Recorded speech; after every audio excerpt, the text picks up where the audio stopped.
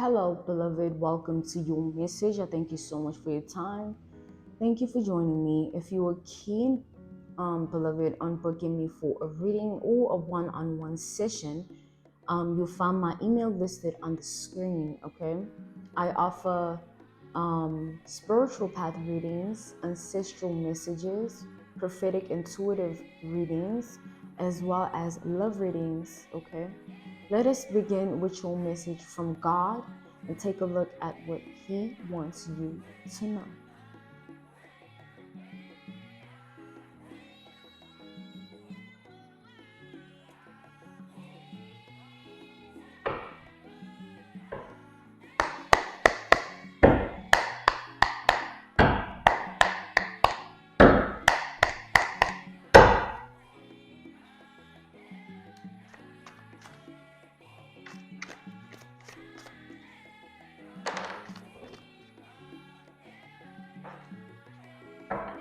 We have the Four of Cups.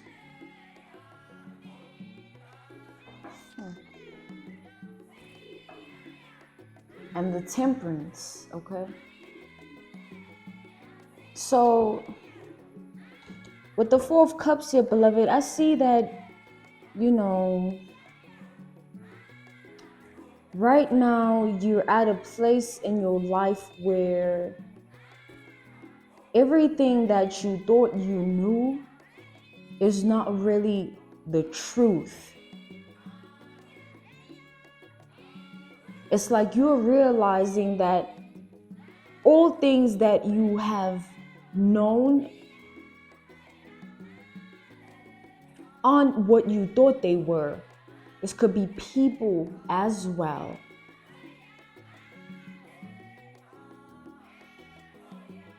I see here that because of this,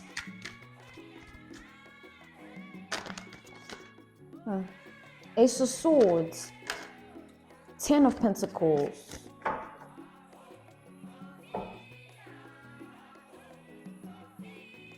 so I see here, beloved,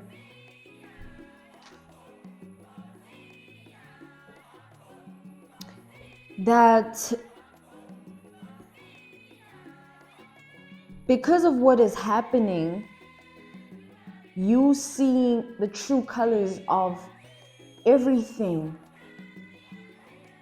you seeing the truth of everything, it's beginning to change your crown chakra. It's beginning to enable you to tap into a new reality. The truth that you are realizing is tapping you into a new reality, a perspective shift, a perspective change. And what this means is you are evolving. You are getting closer and closer to the person you were destined to become, to the healed version of you. That is who you were meant to become, healed. And this is the journey to get there. But right now, what is happening, it's bringing you a lot of anxiety, a lot of grief, pain, hurt feelings. And I see that you are very guarded because you realize so much, and the information, the wisdom, the knowledge, the truth is just, to a certain extent, it's a little bit scary. It's like you knew that you had the sword of truth, but you didn't know that you had it to this capacity, that you had it to this depth. You know so much truth, in-depth truth, things that you don't even ever want to say out loud. to anyone. I see that, God has created you to be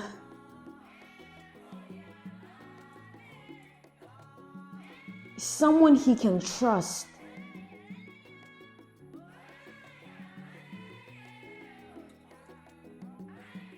But when you walk in his light, unfortunately, he has to hide you from others because they can't know you. They can't know what God has inside of you. So what God does is he hides you in plain sight. He makes you undesirable. He makes you feel isolated and lonely. He makes these people feel like they don't want to be around you anymore. He makes these people not like you. All of this was to serve a purpose of hiding you in plain sight. By placing all of these misconceptions upon you, God did this purposely to mislead people, because if they figured out who you were, they would have tried to break you and they would have been successful, because you were not yet in the region that God wanted you in. You are not yet tapped in. God had not given you certain strength. He had not awakened you. He had not resurrected you. What he is doing right now, he's resurrecting you, beloved. He's bringing you to life, because you've been fed dead information. You've been given dead experiences, dead memories, dead weight of people here. You've dealt with a lot of dead things. It's time for the old you to die now, so that you no longer get to live in this dead reality. And you can be alive and tap in to the life that you are really destined to live.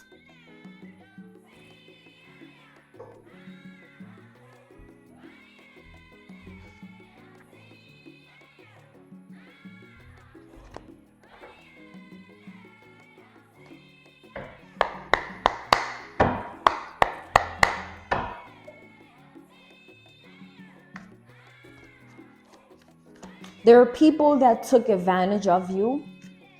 And not only did they take advantage of you, they abused you verbally, emotionally, spiritually, physically.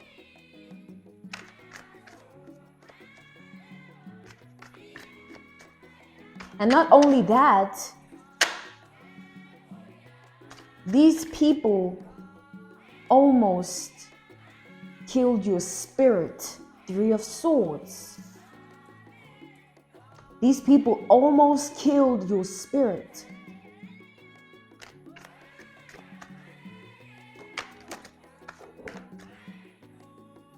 Two of Pentacles.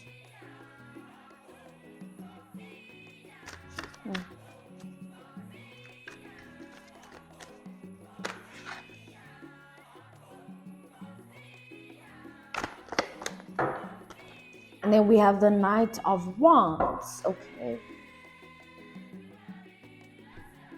I see here that there were people that were literally gambling with your life.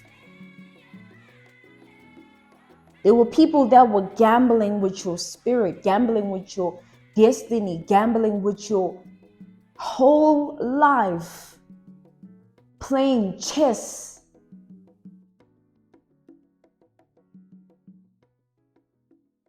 Making certain decisions based on your life, just people gambling and controlling your life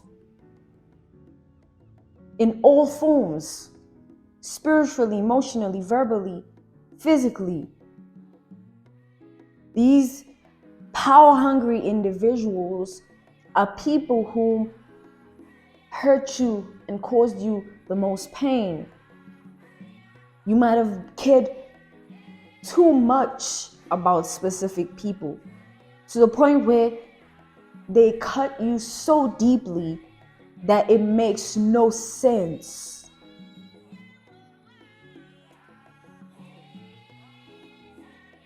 The cuts that you have are now scars, and scars need to heal for them to be effective in anything else outside of pain. For you to look at a scar as something outside of a painful traumatic experience, you need to heal the scar. There are scars that you have not healed yet, because the people that have caused them keep attacking you, keep trying to infiltrate more scars, and keep trying to gamble with your life more further. I see you crying, hurting, suppressing, being guarded all the time, being angry, being impatient, just having so much irritable mood swings. It's all because of what you've been through. It's your trauma. It's manifesting itself in all of these emotions and feelings and thoughts. Because your trauma is what? It's unhealed. Scars are still wounded here. They're still open wounds. How do you heal? How do any of us heal? By being honest about what happened to us. We need to be honest about how things really made us feel. We need to be honest about how things really affected us and to what extent. And we should not feel ashamed about it.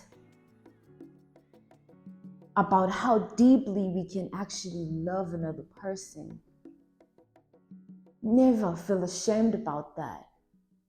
What is shameful is the abuse of that love that you had for them. That care that you had was abused tremendously. Now that is shameful. Not you. That. Isolate yourself from shame and guilt and understand that you are not to blame. It is not your fault. Don't ever feel like you need to be perfect. We are all doing this life thing for the first time. If we had the answers of our supposed past lives, our realities would be far better. We wouldn't be living in uncertainty. We would know what tomorrow brings. But we haven't been here before in this form. We are all experiencing it for the first time. We must be truthful about that and stop acting like we know. Once we stop acting like we know, we will begin to really know. We will know because we allowed ourselves to be honest in the not knowing. Going back to your trauma, you didn't know that you didn't ask for these people to be in your life. These were people that were put there. You didn't have a decision and choice for their role in your life. They were just there and you were just born into it, beloved. You can never beat yourself up for something you were born into. You had no choice in it, no decision in it. You were born in it. It is not your fault. What happened to you was not your fault, beloved.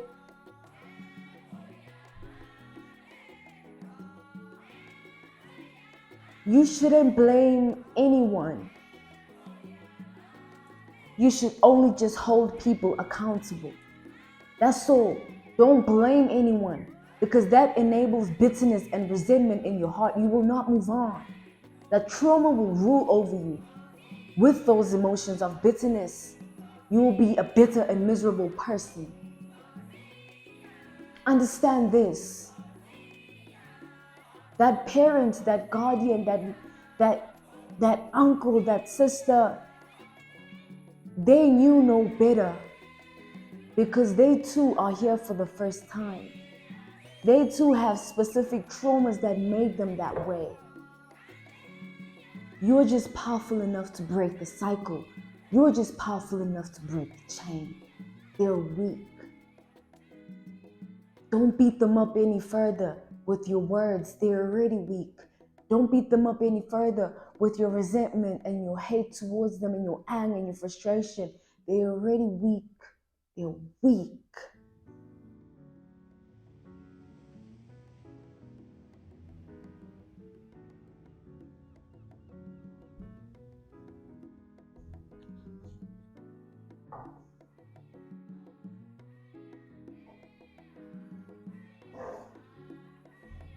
Let's proceed here.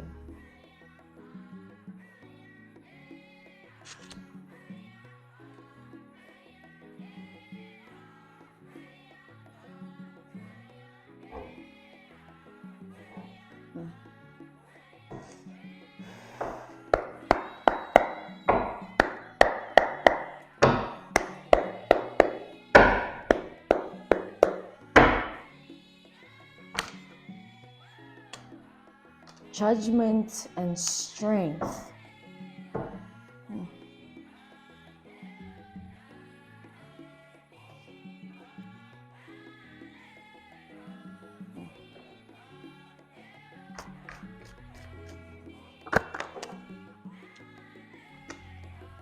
The magician with the high priestess reversed.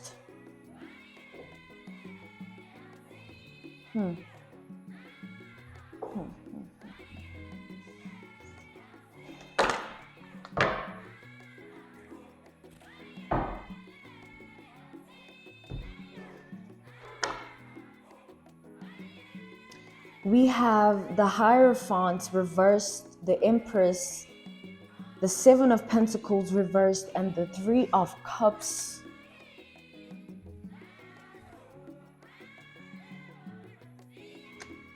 So, this is what I'm seeing. I'm seeing here that God declared you to be the one to have a different reality outside of your family and those in your bloodline. But what God had declared upon your life, God was opposed. God's declaration upon your life was opposed by those in your reality. They did not want this for you. They wanted you to also suffer because they're suffering. And what do hurt people do? They hurt other people. They're just transmuting the energy and transferring it to others. They cannot transmute it into anything of a high vibration because they are not in that rank. The declaration God placed upon you puts you in a rank to be able to transmute any negative energy sent to you into something that is going to upgrade you or your life.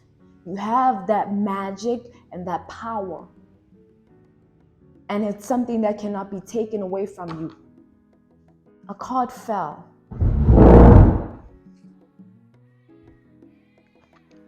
The Three of Swords. I'm being called to take it reversed.